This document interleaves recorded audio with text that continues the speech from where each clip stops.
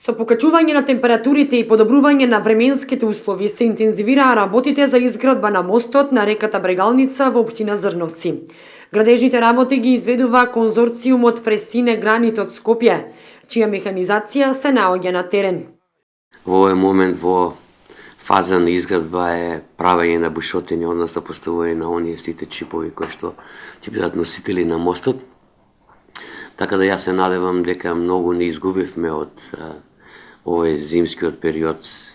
Така да со сето тоа што јас во овој момент можам да информирам граѓаните дека ако требаше до крајот на јуни месец да биде изграден мостот, сега е тоа пролонгирано крајот на јули.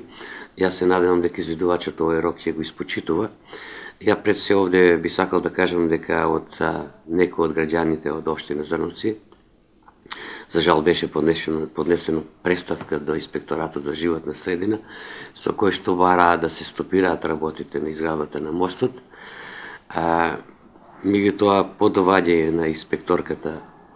на инспекторот Министерството за животна средина, мислам дека овие работи ги надминавме и се продолжи со работите. Јас се надевам дека во предвидениот рок ќе биде изграден мостот.